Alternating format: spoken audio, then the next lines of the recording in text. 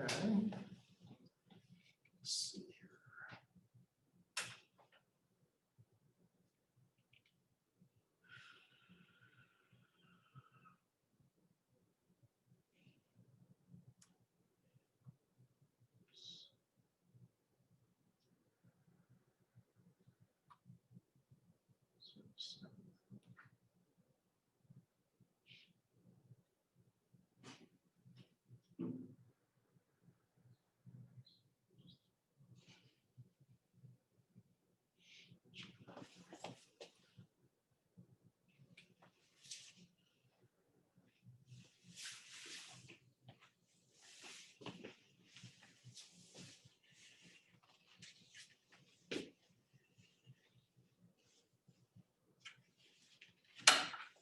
I meant to ask you, I don't need to register for this conference, or I can just use the Zoom link and just show up. Yeah.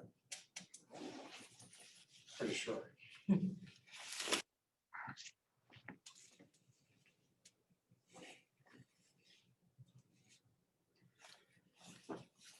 Okay. Let's see, do that.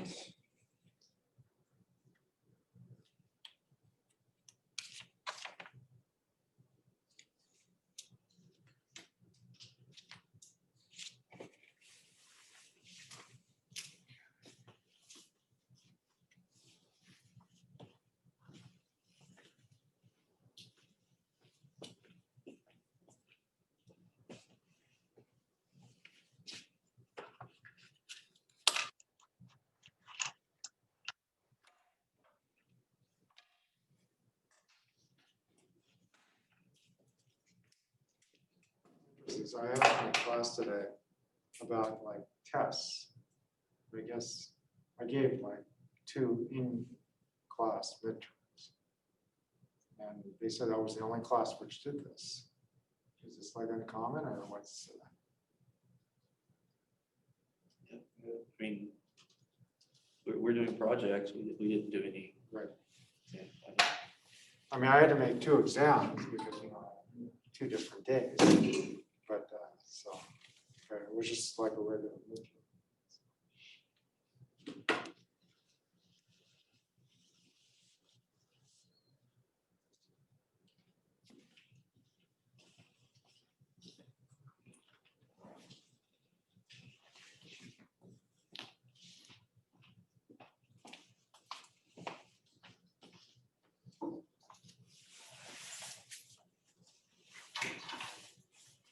Okay, so let me start by making an announcement about Rick Wilbert's class. He didn't pay me for this commercial or anything. So there's a class in spring 2021, and this class is on quiver representations.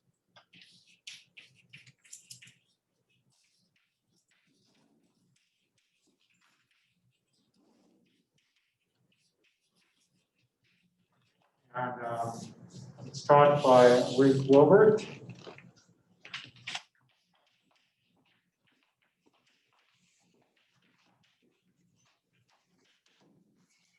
And so, the representations of quivers goes back quite a long ways. It goes back to the 1970s, with work at Chaparral. And so this is a very, it's actually a very deep and rich subject. It's used in many parts of mathematics. So I would consider looking at the paper in this course. I will actually send you around a course description later on. I won't read the whole thing. So just send me an email, so I'll forward it to the class. So I would encourage you to kind of look into actually taking this class next semester, if you haven't done so already.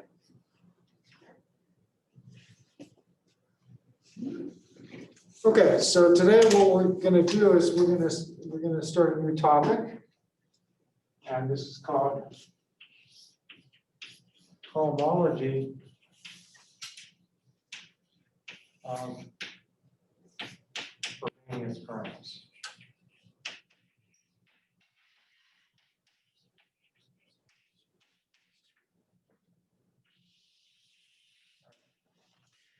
So this is sort of the predecessor to like cohomology for the small quantum group.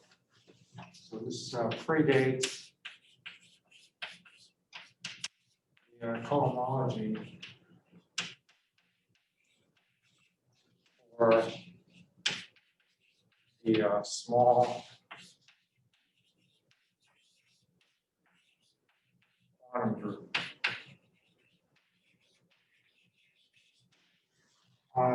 So maybe people who have like seen like geometric representation theory know about work of like Ginsburg and Kumar on this, and that the cohomology is actually equal to the coordinate algebra on the no-plot cone. So let me just state this. So let's say so here's a theorem, and it was due to Ginsburg, and Shawan Kumar. So they wrote the paper together. And I believe the paper, David, is 1993, is that right? I think so. Okay. So 1993. So it says the following. So let the root unity L be odd, and L be bigger than H, which is the Coxeter number.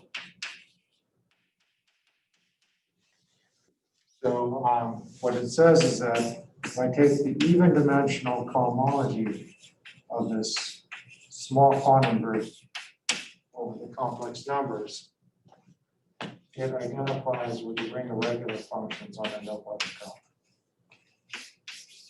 N is the no-plot.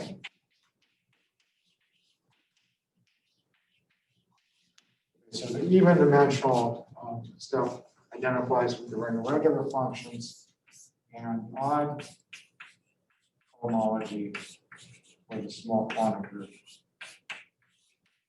is actually good.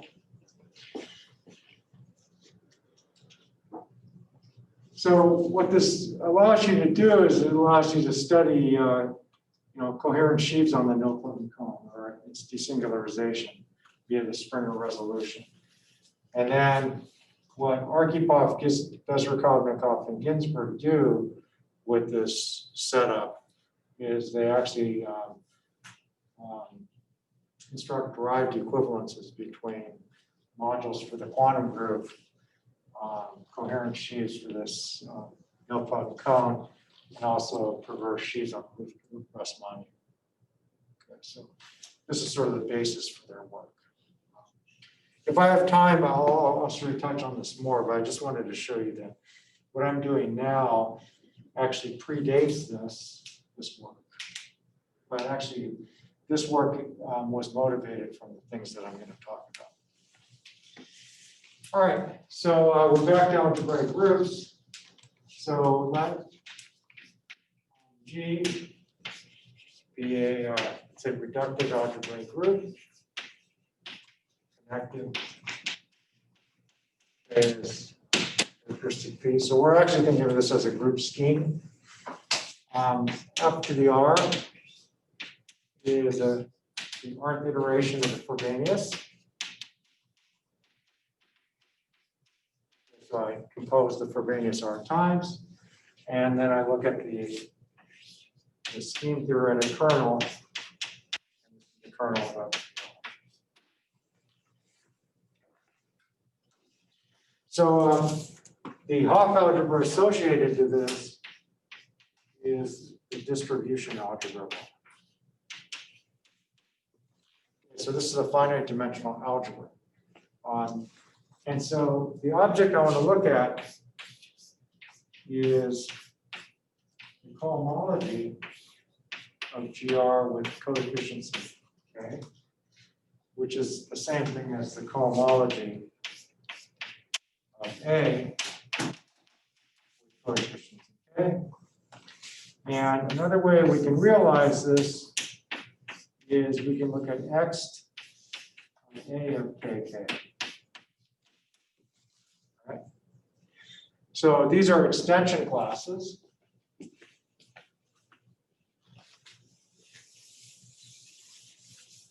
So what does a typical extension class look like? So I have K here, and I have M1 up to sub M sub T. So this element here, I've left enough room. So this is in like X T, A of KK. So I just look at a sequence like this, it gives me an extension class. Right? And then if I take another extension class,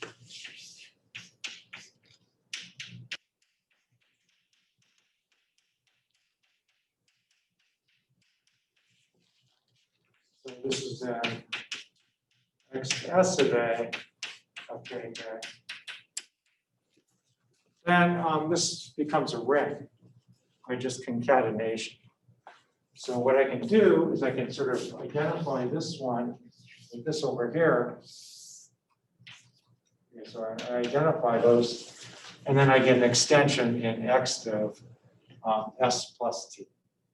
Okay, so K goes up to here, and it goes on to here. So I have S plus T things in between. So I concatenate. Get something in X of S plus T. Okay.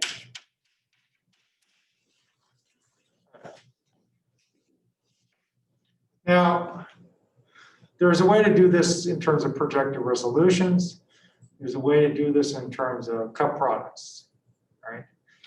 But no matter how you kind of look at this, this is very abstract. How are you ever going to like figure out what this ring looks like? Okay. So let me just mention, this is sort of an abstract. All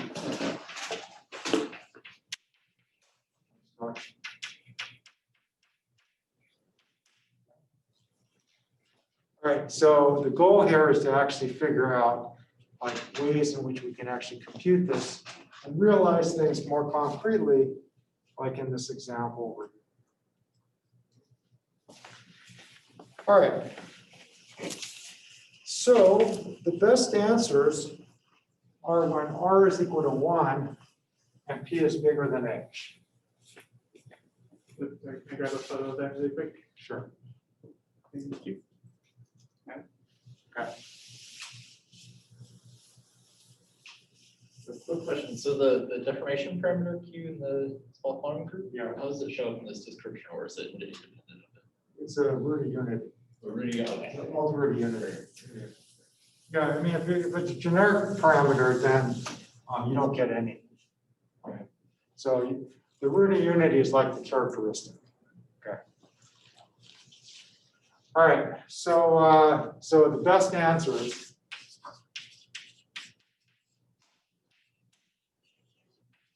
are when R is equal to 1 and P is bigger than H. So again, H is the Coxeter number. All right, so let me start with a proposition. So this, let me just say also, this is these results, they're first due to Friedlander partial. And then, and so they were really considering P, let's see, bigger than or equal to 3H minus 1. So their bound was not as good as P bigger than H. And then later, Anderson and Janssen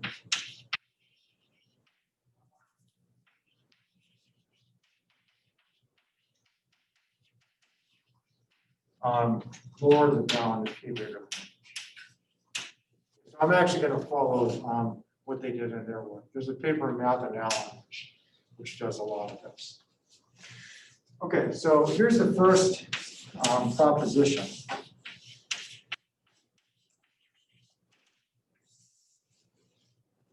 Okay, so first of all, the idea is let D be a Borel subgroup inside of G. Okay, so B is equal to the torus semi-direct product unipotent radical. Right?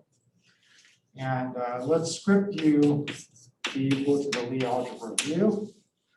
And again, P is bigger than H.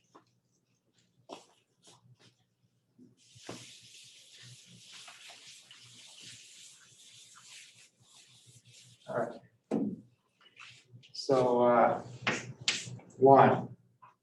So if I take the even cohomology of B1 with coefficients in K, you can actually compute this out. It's just a polynomial algebra. It's a symmetric algebra on the dual of U. And then I'm just going to put this one update here to just say that B1x trivially belongs. Okay. So it's just a polynomial algebra, and the dimension is just, and the number of variables is equal to the dimension of U. Okay. 2. The odd-dimensional cohomology here all vanishes. 0.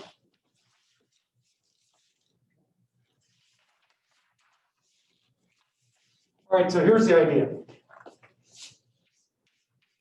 So as you can imagine, to compute any of this cohomology, you're going to need spectral sequences. Now, this spectral sequence that I'm going to put up doesn't come from just a growth and deconstruction.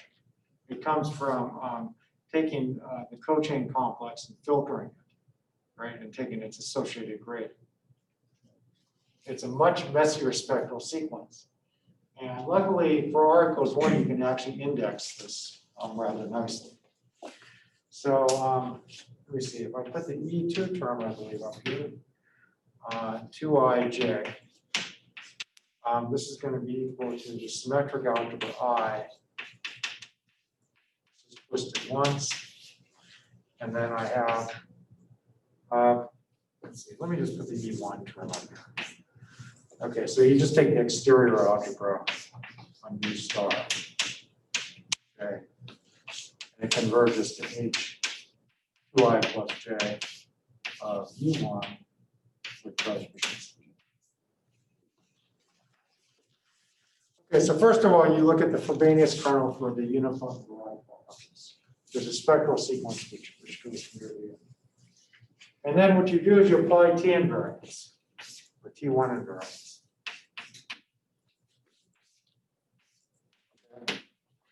Now, T1, the fixed point factor under T1 is exact because the modules are completely reducible. So I still get a spectral sequence. And the point is that T1 acts trivially on this part. So you can bring it on inside of here. So this is the symmetric algebra on U star twisted once. And so the exterior algebra with the T1 invariance. And this converges to, well, you can actually use the Linden-Hochschild-Serre spectral sequence to show that this identifies with 2I plus J, E1 cohomology. So this is using the Linden-Hochschild-Serre spectral sequence.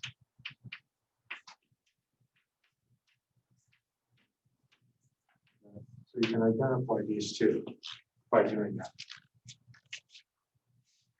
All right, so now here's where the P bigger than H comes in.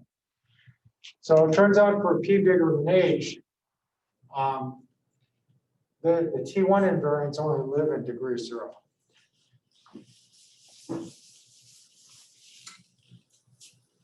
So this is just a bunch of root combinatorics. So using the root combinatorics for P bigger than H, the exterior algebra on U star T1 invariance is just K. Okay, so it only lives in degree 0. Well, that's good because that means that this spectral sequence has the symmetric algebra here. It has just living, this just lives in degree 0. So this thing collapses and then you get this result up here. Okay. So then the spectral sequence collapses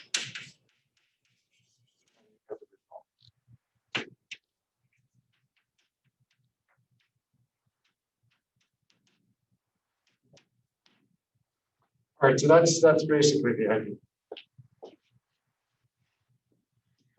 Okay, so that's good. So we did this for B. Now comes the fun stuff.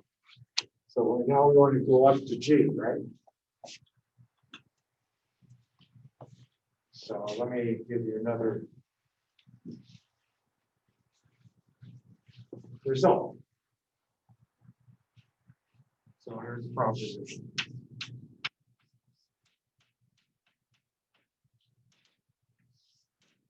Okay, so this proposition takes a little bit of work to prove. You actually have to sort of use two spectral sequences and show one of them collapses. And then one, you actually get this spectral sequence out of this. So there is just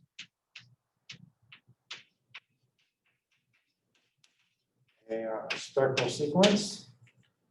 And it's going to be E2ij. So this is first quadrant. So Ri induction from G over G1, B over B1, Hj of B1. Okay, so it takes the B1 cohomology and then it goes to the G1 cohomology.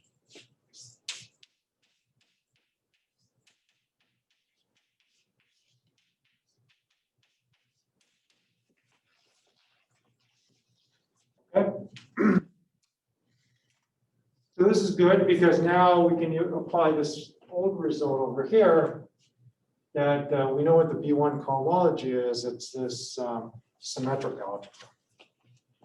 All right, so we have this proposition, and then we have what's called the Brauer-Riemann-Schneider theorem. We do have heard about this. Algebraic geometers? No? Okay. All right, so maybe you'll hear it again sometime. All right, so we have a certain fact here.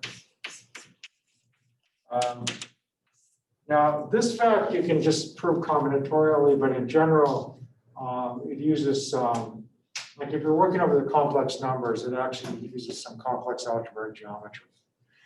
So it says the following, that if I take Hj induction from G over G1, B over B1, symmetric algebra U star, twisted once. So you can actually untwist everything. So Rj induction from B to G, symmetric of U star. So this vanishes for all j bigger than 2.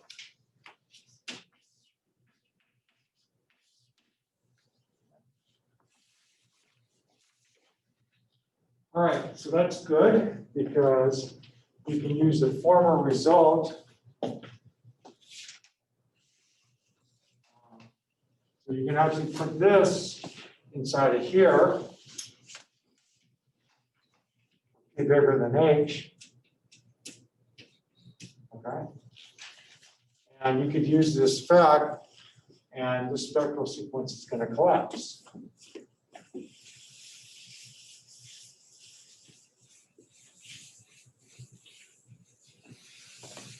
Okay. So this yields the following result. So one, so the higher cohomologies vanish. So I can actually untwist. Let me just not untwist. So B to G, G over G1. Symmetric algebra, U star once. This gets identified with even degree cohomology of G1.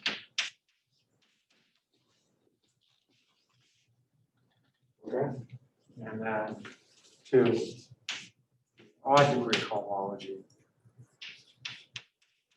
G1.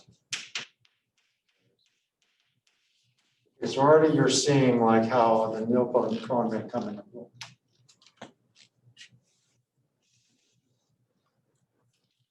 Okay, any questions on this so far? Okay, so we know the odd degree cohomology vanishes by this argument. And so we have H2 bullet of G1K. So I can untwist. So this is induction from G to G, symmetric algebra of U star.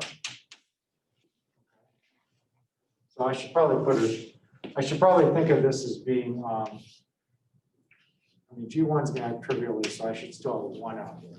Okay.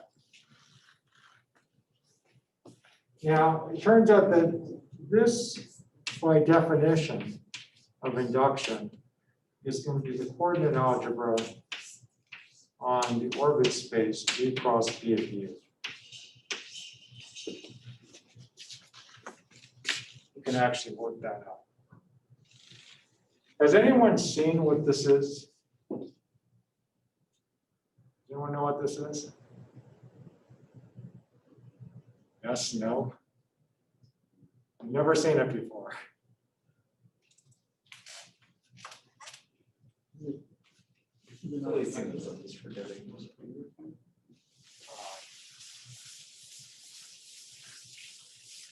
Well, I mean, let me just ask. Okay, so this is the, so I have G cross B of U. I can multiply these two together, so I get G times U. Okay, so what is G times U? Andy?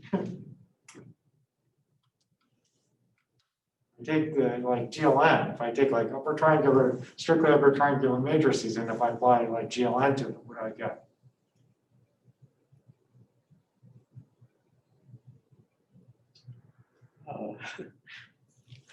Oh.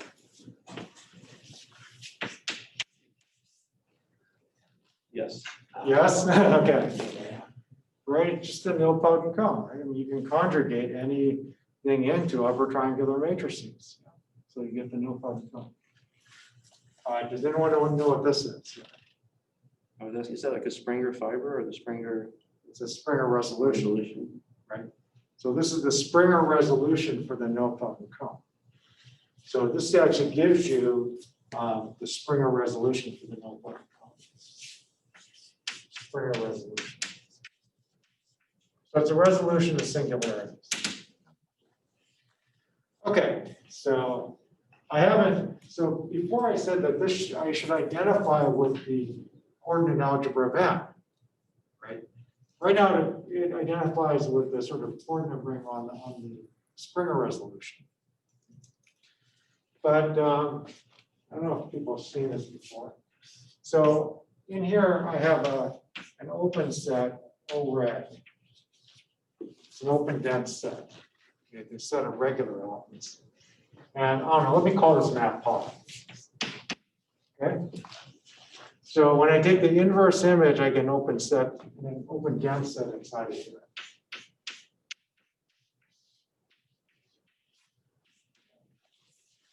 And this is, I guess, this is a birational map. So this is actually an isomorphism.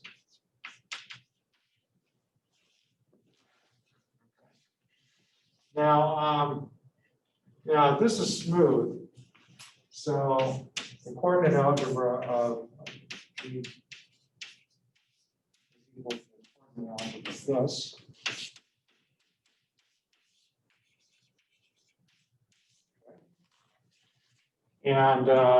And so this is equal to the coordinate algebra, this isomorphism of all red. Okay.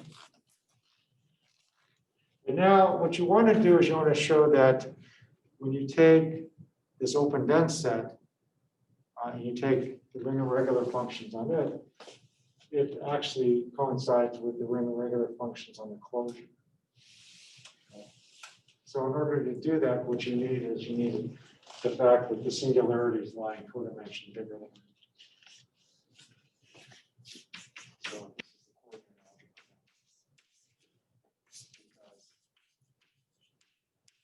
singularities.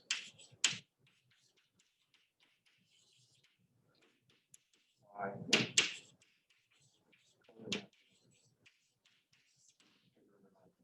The orbits have even dimensions. That's what it basically says. Okay, so that actually proves it right there. So I gave you an idea of how to actually prove this stuff. You need a bunch of spectral sequences. You need to actually show that you have vanishing in various ways. Once you show you have vanishing in various ways, then you identify with this sort of cotangent bundle or Springer resolution. And then once you do that, you have to use this sort of codimension dimension bigger than or equal to 2 to identify the coordinate algebra on the open set coordinate algebra. Okay, questions on this? All right. Okay, so that's basically the theorem. Okay, so I'll just state it.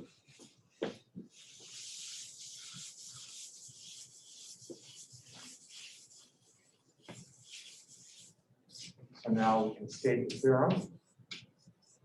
Again, it's due to Friedlander and Marshall, Anderson and Janssen, and this is in the 1980s. So it's all done sort of in the mid-1980s. And basically says that when P is bigger than H, the even part of the cohomology ring identifies with regular functions on the no-closing cone. And the other part of the cohomology ring.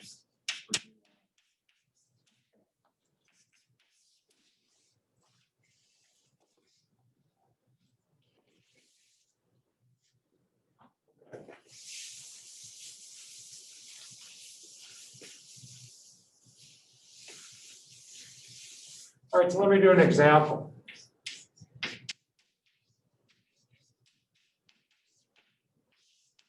So let's say G is SL2. So let's say I take a typical matrix. So G is little little SL2, right? So what does a nilpotent matrix look like? Well, if I take an X in SL2, okay, so X will look something like A minus A BC. Okay. So what if you actually square this matrix and you set it equal to 0, then you get a certain relation. So you can also take the determinant. And it turns out the determinant's enough for this to be 0 too. So let me just say I take the determinant of this matrix. So this is going to be minus A squared minus BC. Okay. All right. So what's the coordinate algebra of M? So the cohomology for G1 here is K of ABCD. ABC, factored by this relation.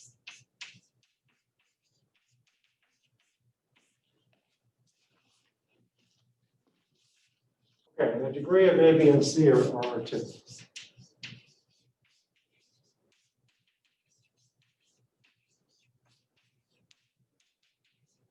Generators are all in degree 2. All right, so this Yoneda product or this splice product, whatever you want to call it, was a really abstract thing. But I've given you a presentation of the cohomology ring in a very concrete way.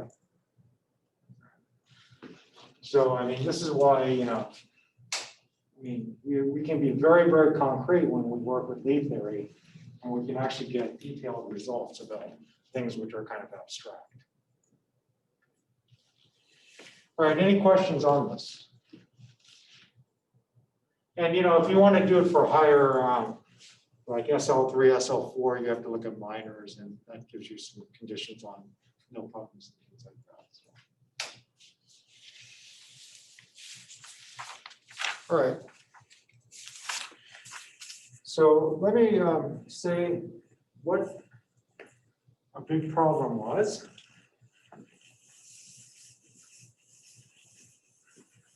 So if you attended the AMS conference, this came up quite a bit. So this is called finite generation.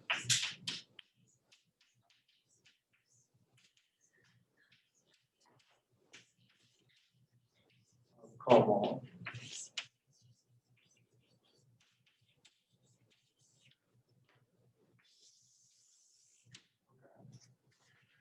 So, so this is a result of Friedlander and Sousa.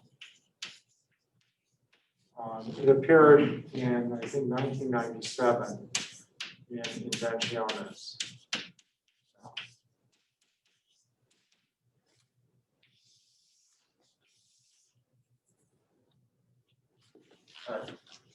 I was very fortunate because I was a postdoc at that time at Northwestern when they actually proved this result. So the result goes as follows. So let A be a co-commutative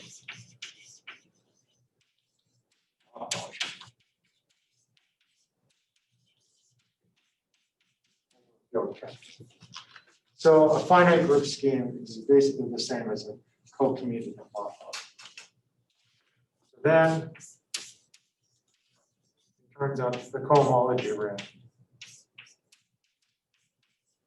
is a finitely generated object.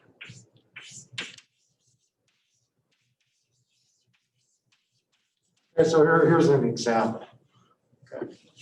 So infinitesimal group schemes actually fall under this category. So, for example, if I take the cohomology of GR of K, this is a finitely generated object. We've seen an example. For R equals 1, you could use the techniques that I gave you to show it's finitely generated using the spectral sequences. For R bigger than 1, that was still not known until they proved this big result about the finite generation. So the open problem that I think Julia Petsova is going to talk about today at the conference is when A is just a hot water. So here's the open problem.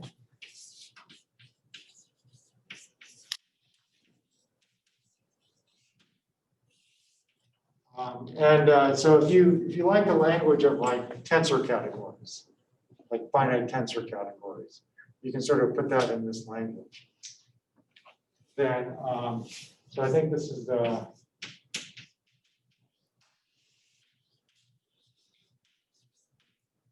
what is the name like? I think this one's right. Okay, so this was stated for tensor categories. Well, let me state it for hot water. So is the cohomology ring finitely generated algebra? And